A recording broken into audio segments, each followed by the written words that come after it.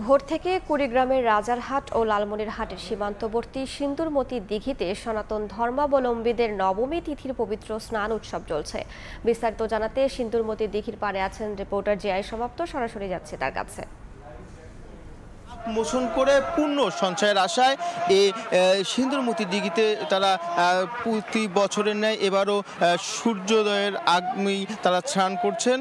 কথিত আছে যে ব্রহ্মপুত্র নদীতে যে পাপ মোচনের জন্য তারা বাসন্তী পূজার অষ্টমীতে তারা অষ্টম তিথিতে সেখানে গোসল করেন, স্নান করেন। এর পরতে তারা এই সিন্দুরমতি দিঘির পাড়ে এসে রাত্রি যাপন করে কিন্তু তারা পরের দিন নবম তিথিতে স্নান করে তবে তাদের পাপ মোচন হয়।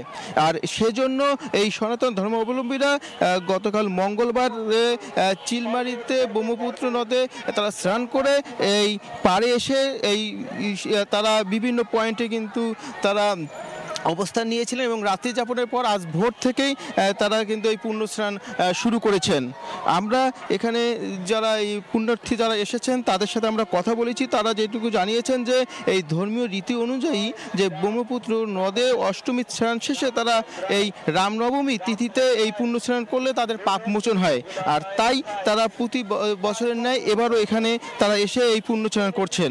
আমরা পূজা কমিটির সাথে কথা বলেছি। তারা যেটি জানিয়েছেন যে প্রতি বছরেই এই বিভিন্ন এলাকা থেকে দেশের বিভিন্ন বিভাগীয় শহর থেকে তারা কিন্তু বিভিন্ন সনাতন ধর্মাবলম্বীর লোকজনরা এখানে আসেন এবং এসে এই ভোর থেকেই এখানে পুণ্যস্নান তারা শুরু করেন।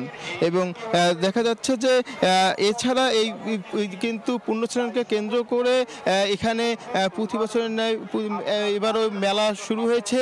আর এই মেলাতে কিন্তু দেখা গেছে যে বিভিন্ন প্রকারের দোকানপাট, যেমন বিশেষ করে চিড়ামুড়ি, দই, মিষ্টির ভান্ডার এবং খাবার হোটেল, পান সুপারি, এছাড়া বড় বড় মাছ, মাটির তৈরি জিনিসপত্র, লোহার তৈরি জিনিসপত্র, হাঁড়ি পাতিল এবং হিন্দুদের যে আপনার সনাতন ধর্মাবলম্বীদের যে পূজা অর্চনার যে জিনিসপত্র, ছাড়াও কিন্তু এখানে শিশুদের খেলনা সামগ্রীও দেখা যাচ্ছে যে পাওয়া যাচ্ছে।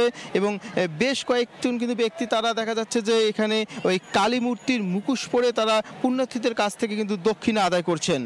আমরা এই পুরো আয়োজনকে ঘিরে কিন্তু দেখেছি যে প্রায় অর্ধশতাধিক স্বেচ্ছাসেবী রয়েছেন, তারা বিভিন্নভাবে কাজ করছেন।